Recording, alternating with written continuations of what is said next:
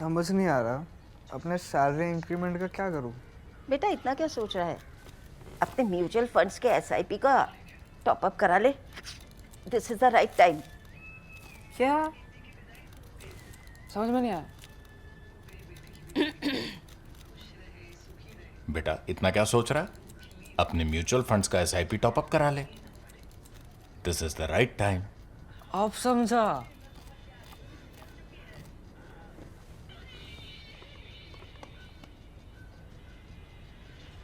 Mutual fund investments are subject to market risks. Read all scheme-related documents carefully. Soumya Pillai from the science team of ThePrint has broken a very interesting and very important story today, and this is about a flurry of satellite launches that the Pakistanis have carried out. The Pakistani organization, Space and Upper Atmospheric Research Commission, SUPARCO, which is kind of Pakistan's equivalent of ISRO, they've carried out these launches. We have to remember, however, that Pakistan does not launch these rockets. SUPARCO for Pakistan makes these satellites. These are then launched overseas. Mostly they are launched by Chinese rockets, Long March and other series. In this case, of the last 6, over the past 16 months, one has also been launched by the Elon Musk-owned SpaceX. These 6 satellites Pakistan has launched in 16 months. These started in January last year. That is much before the attack in Pahalgam. So it does look like somebody had a sense of urgency about enhancing their own C4ISR capabilities, maybe in anticipation for something. We can only make that presumption. We can't be sure. But this pattern tells you that something was on. So this was to enhance Pakistan's C4ISR, as it's called. You know, jargon is what armed forces so love. C4ISR is command, control, communication, computers. Those are the 4 C's. ISR is intelligence, surveillance, and reconnaissance. So that is C4ISR. Now these 6 satellites have been launched, and that's the story that Soumya Pillai has broken today with some detail. She will join me in just a few minutes to explain more about these. I am not getting into those because she knows much more about these satellites or these launches than I do. I am first of all looking at the big picture. The big picture is that generally we like to believe that because ISRO is such a successful organization, it is such a prolific launcher. ISRO is a fantastic launcher of rockets.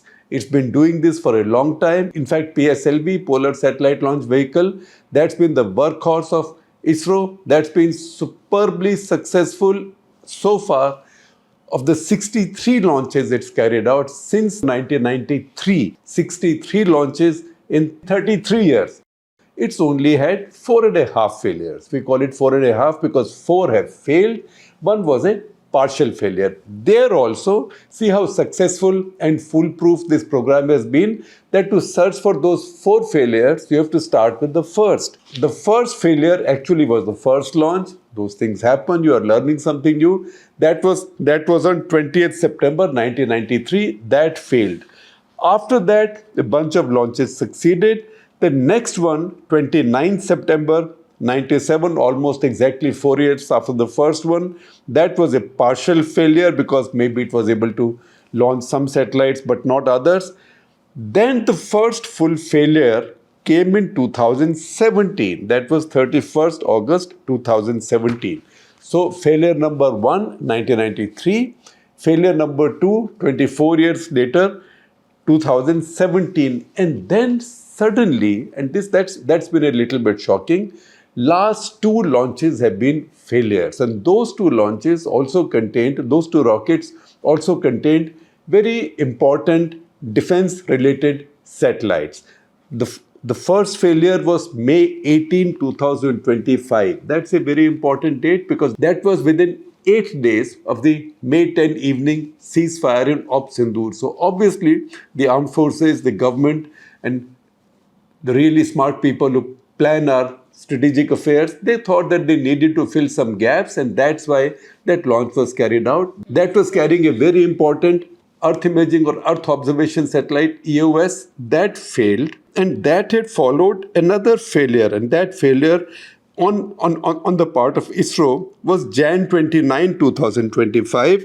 That was the GSLV. That was the 100th launch by ISRO that unfortunately failed. That was carrying a navigational satellite O2, NavSat O2, which was to basically backstop the NAVIC constellation. NAVIC, as we know, NAVIC in capital, that was supposed to be our answer to GPS, a kind of Indian communication network. That is right now only partly functional. In fact, mostly non-functional, because it has only 3 satellites now out of 8 sending signals. 5 others can do one-way communication. That NAVIC system right now is non-functional, which is a setback. So these 3 setbacks, these 3 launch failures have coincided with these Pakistani launches. Once again, Pakistani launches are not carried out by them. They make these satellites. These are not very big satellites, but they make them maybe with help from the Chinese. But these have now been hanging in low Earth orbit, and many of them are directed at India. And that is something that we need to understand now. ISRO is a very powerful organization. ISRO has sent 3 missions to the moon, 2 of which were successful. ISRO has carried out a very successful mission to Mars, Mangalyaan, which has been hailed globally for ISRO's frugal engineering. ISRO has 56 satellites right now in orbit.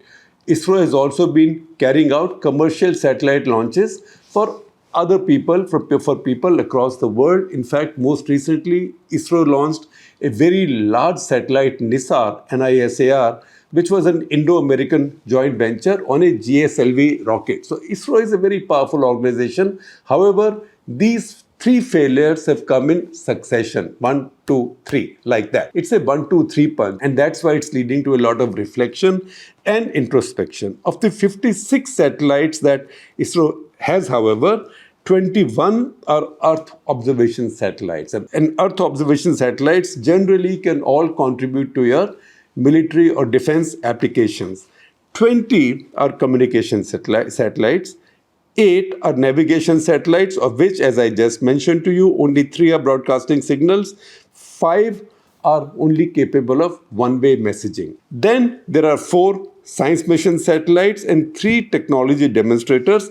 They don't matter so much. As the new countries, India and Pakistan, started their independent journeys, both looked at nuclear capability and also space capability. India set up its Indian National Committee for Space Research under Dr. Vikram Sarabhai in 1962. In 1969, this took a second avatar as ISRO. Pakistan in 1961 founded Suparco with American help. This was the time when the Americans, shaken by the Russians stealing a march with the Sputnik, they were funding other countries also for some research and upper atmospheric research and data. Pakistan got some money then, and that's when Pakistan set up its Suparco, or Space and Upper Atmosphere Research Commission. That one so far has not carried out any launches. I said this earlier and I am repeating. If you see their performance, initially they launched a couple of satellites in the Badr series, Badr 1 and Badr B. Badr 1 was launched from Xizang in China. Badr B, interestingly, was launched from Russia. 2001 December, Pakistan started the PakSat program. That launched a bunch of satellites, of which 2 remain operational. These are more like communication satellites. These are 5,400 kg and 5,500 kg. These are satellites in the series called PakSat. One is 5,500, one is 5,400 kg. These 2 are active. These satellites were made by the Chinese and launched by the Chinese on behalf of the Pakistanis. It's only lately now that Pakistan has started making its own satellites and outsourcing the launches. Of the 15 Pakistani launches, once again I'm repeating, 6 have taken place in the last 16 months. At which point I will call Soumya in to explain to us the significance of these 6. Soumya, terrific break today, great exclusive. Tell us about the significance of these. First of all, describe these satellites for us that Pakistanis have launched. What can they do that India has to think about? Thank you so much, Shekhar. I think the story became noticeable when this space program, which was almost defunct for so many Pakistani years. space program. I mean, which is led by Suparco, which is their equivalent of ISRO. So they suddenly started, I mean, they almost revived At least it. aspirationally equivalent. Yes. Yeah. So, I mean, if you look at the launch rate of these satellites, I mean, in Pakistan, it has always been one a year or maximum two a year, which they have been maintaining since 2021. But suddenly, 2025 comes and suddenly there is this spurt in launches. So we saw one on January 14th, which was a CubeSat, which is like a miniaturized version. It absolutely can perform all the functions that your regular satellite can do, but it is just a miniaturized version. The cost significantly reduces, and I mean, because the launch goes by weight, but every other function that a regular satellite can do, a CubeSat can do. So the first launch of 2025 was on 14th January, which was POSAT 1. It is like a 16 it's a CubeSat essentially, which was developed by a technological institute of Pakistan. Within 3 days, they did another launch. Which was on January 17th, which is PRSC EO1. It is a series of satellite, and later in the year, when I talk about more satellite launches, we'll know that it is a series of 3 satellites which Pakistan eventually completed this year in April. So the first of that series was launched 14 January. First 14 January, Then 17 January. 17th January. Again, the next satellite immediately came in July, on July 31st, which was PRSS 2. Now, this was a direct bilateral arrangement between China and Pakistan. This is also an Earth observation satellite like the PRSC EO1 was. Now, all of these satellites... EO in these will be Earth observation. Earth observation, and PRSS, I presume, Pakistan remote sensing satellites. Again, like I said, July 31st was when they launched PRSS. Again, Earth observation satellite. This was on paper officially a collaboration between China and Pakistan. The launch facility and every infrastructural support was given by China. October 19th, again, they launched HS-1. Now, this is a very important satellite because this is a hyperspectral satellite, Pakistan's first hyperspectral satellite. The importance and the significance of a hyperspectral satellite in strategic affairs is very, very significant, because what it does is that it has very, very advanced imaging facilities that it has. So, I mean, anything which is camouflaged, like your military assets that are camouflaged, military movements that are done along the border areas, a hyperspectral satellite will be able to catch those. And it is also not sensitive to weather. So, any weather condition, cloud cover, a hyperspectral satellite is that laser focus that will be able to go through these restrictions, so to say. So extremely technologically advanced satellite that they launched. Again, this year they have already conducted two successful satellite launches. Both of them are the subsequent to the PRSC series. They had one launch in February 12th, which was PRSC EO2, and then the latest one was PRSC EO3, which they did on April 25th. So, apart from, like you'd already mentioned in your introduction, apart from one launch, the first launch that they did for the year, which was with SpaceX's Falcon 9, everything else has been with the Chinese. Yeah. So that was what caught my interest, that, I mean, a space agency which has just been doing one or two launches every year, suddenly it has done 6 launches, all of them, like I said, Earth observation satellite. And something very, very interesting came through more digging deep, was that all of it was also done in a very specific orbit, which we call the sun-synchronous orbit. Not to make any aspersions, but a sun-synchronous satellite is one of the more popular orbits that you choose for Earth observation satellites. But the advantage that this particular orbit gives to you is that because the satellite, like the orbit, is self-explanatory, it is synchronized with the sun. So it does not have the disadvantage of being in the side which is on the other side of the sun. So it is always in an angle which is well lit. It will always pass through the marked region that the satellite wants to focus on in that particular time, every single time it passes over. So it is well lit, it is continuously monitoring a region over a period of time, because you're able to spot every difference, that any structural difference in that particular area. So extremely important for long-term monitoring. So all of these are sun synchronous. Another very, very important thing that we noticed, especially for the last satellite that the Pakistanis launched on April 25th, was that there was an alteration, there was a specific alteration that was made in the orbit. So a sun synchronous orbit is usually at an altitude of about, say, 500 kilometers. But these are all low Earth orbit. these are all LEO. low Earth. Yeah, this is just a type of LEO, low Earth yes. orbit. But for usual Earth observation satellites, the inclination that the satellite is placed at is usually about 95 degrees to 105 degrees. If you imagine the Earth, the polar division, it is a slight inclination so that it covers the entire Earth. As much of the Earth as possible. Exactly. So you have like wide coverage. And of course, the satellite then, like I said, it's sun synchronous, it is at a certain inclination, so you have as much area under sunlight as possible. Exactly. But what this satellite has done is that it has changed the inclination. So it has compromised on wide coverage, because if this is the pole, and if this is the inclination that a usual pole is, this is North Pole, this is South Pole. This is South Pole, Yes. North and South, and the orbit usually is like this. What the Pakistani satellite has done is that it has Turned like this. turned like this. So the inclination is now 38 degrees.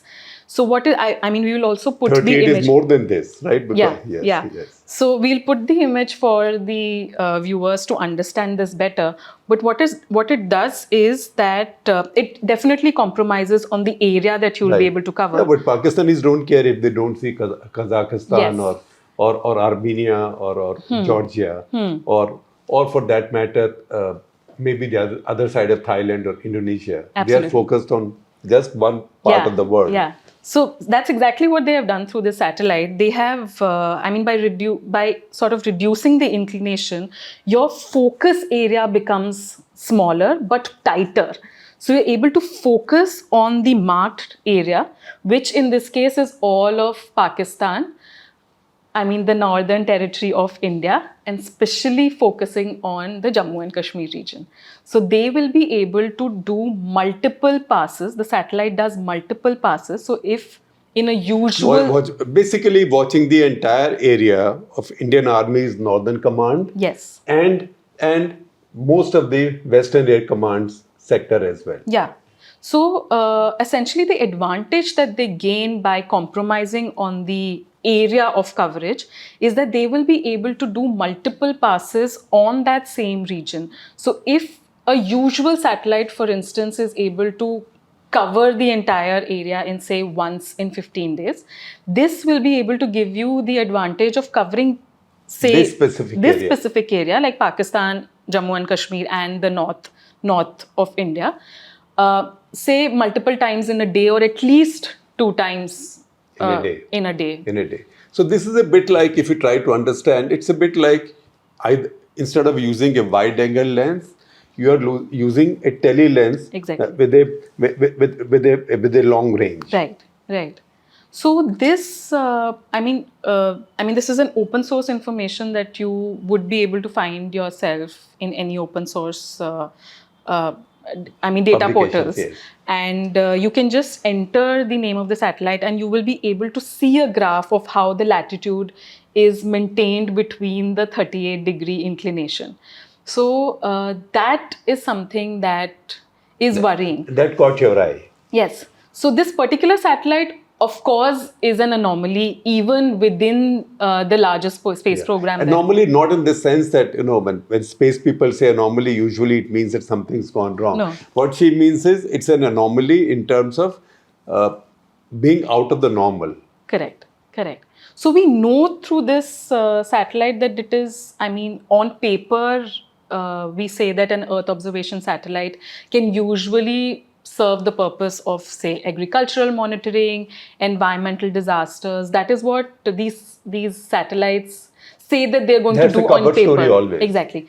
But we all know that in today's world, an Earth observation satellite is always capable of dual purposes. And particularly when it's put at this a axis, certain, that there is a certain purpose with which the satellite and that was purpose is what you've read through this. Now, Soumya, the other Pakistani satellites, is there significance to them also? Other 5? So all of them are Earth observation satellites. So at any given point in time, it will be recording, of course, your border movements, your military surveillance, everything else. So, of course, these are all dual-use satellites. Every Earth observation satellite can serve the purpose of your strategic requirements when you require it to.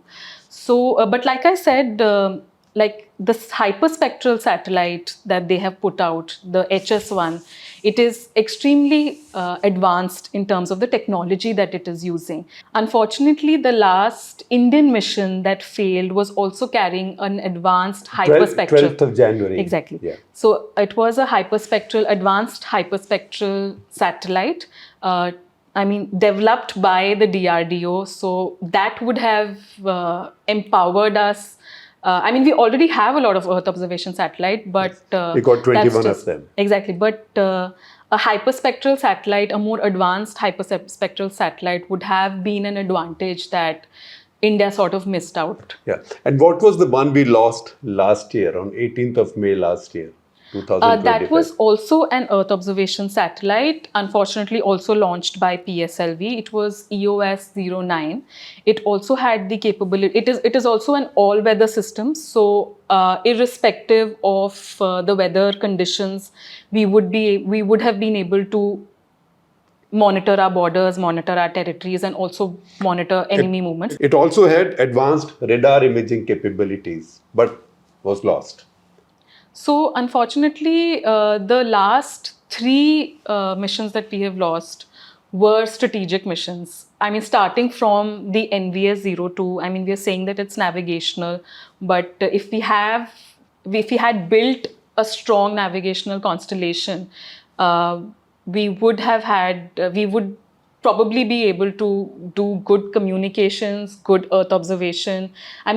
Not as much as a GPS, but we would have been there in the race. Dependence on GPS and GLONASS would have become less critical in case those were denied to you. Right, and we saw that during Kargil. This is not a confirmed story, but this is something a story that is often repeated when you speak about Kargil, is that during Kargil, when we wanted navigational services from the GPS, they denied. Citing that the US did not want to come in between India and Pakistan. But in a situation like that, if India has its own navigational services, we would have been in a better position. Soumya, I know that India has a lot of satellites up there, but India does need more, and that's why these ones that failed were launched. And it's a setback. What exactly is happening with ISRO? Is there a cause for concern? I think you very rightly pointed out in the beginning itself that this is not, we are not pushing this story as a competition between Pakistan and India. Because these are completely different leagues. Definitely. And also, the Indian space program is still miles ahead. But what we're trying to give through this story... light years ahead. Light years ahead. But what we're trying to give through this story is that Pakistan is understanding the strategic importance of space. as a frontier for its strategic advancement. And they are trying to catch up in some sense that, they have identified the importance and the significance of space and are now advancing towards that area. Now, what has happened is, I would not say that it is a lost focus. I mean, India is also moving towards the direction of a NASA, where they are focusing more on research Yeah. rather than And launches. satellite design and launches will be done by the private sector. Sector. In fact, we have a very, very important consortium which has taken up a project of 12 Earth observation satellites, which are going to be launched by 2030. Pixel India is heading that consortium. Again, it's going to be Earth observation. It's going to have very advanced technology for imaging, observation, surveillance of the border when required. But we need to understand that transfer needs to be more smooth. ISRO cannot completely abandon its strategic missions in the name of larger missions like Gaganyaan and Chandrayaan 4. And now we are trying to focus and build the Bharatiya Antariksh Space Manned Station. flight, Indian Space Station. Yes. So the focus somehow has shifted to science missions, which I'm not saying is wrong, but I think we also need to understand that for survival, we do need the success of these strategic missions. And that transition, I think, is not happening as smoothly. Like, private sector has not taken over completely yet. And ISRO is sort of withdrawing too soon. Yeah. But as the private sector makes its satellites, DRDO will also keep on making its own. Just because they lost one, they will not stop making more satellites. But we also need to understand that in none of these cases, the problem was of the satellite. Right. The problem has been of, in some stage or another, of launch capabilities. Yes. So we cannot completely say that ISRO, ISRO, there has to be some level of accountability of India's launcher. Premier launcher. So yeah, I think that that transition, especially when we are at a time of such tensions with the neighbors, I mean, you cannot completely abandon such And missions. isn't it in 2026 that we are also expecting the first private sector PSLV launch? Yes. We don't have the launch calendar yet, because after the first mission of the year, which was a failure, unfortunately, we've not really had a definitive calendar that the ISRO or the private agencies are following. So we are still trying to figure out. Of course, it looks like a promising year for especially the private agencies. We are looking forward to some big missions from the private industries, but we don't have a set calendar. And if a private launch has to take place of PSLV, so ISRO will transfer the PSLV technology, the private sector company will make it and launch it. So once again, in conclusion, India has to take a deep breath. ISRO has to look within and see why, with such a stellar record, it's had this string of failures, and I'm sure they will turn things around very soon. Second, the exciting thing is now this is going out to the private sector, and this will bring in private sector capital and energy and collaborations. And for the private sector also, then it's much easier if they need to launch overseas, because launches are becoming quite cheap now. I mean, just to conclude, I'd also like to add that, a lot of the private companies, we've seen the track record, they are going abroad for launches. We saw many private companies are going, they are going to SpaceX, looking at the cost, looking at the convenience, just the ease of getting a slot. But I think some missions are best done at home through your own rockets. There's a sense of pride that also if these are sensitive missions, if these are, I don't think DRDO will send its satellite overseas for a launch. Definitely. Under any circumstances. It's for all of that and many other reasons that Indian launch program has to resume again, and in a much more robust manner, even then it's been so far, isn't it? Absolutely, Shekhar. Like, ISRO has had a stellar record, and this is just, I guess, a minor setback, and we can definitely resume the launches. The way it should be done. Yeah, it's like after a long innings of scoring a lot of runs, you suddenly have 3 wickets fall in Definitely. quick succession. That should not put you That should down. not So we be- are all waiting for ISRO to be back. Definitely.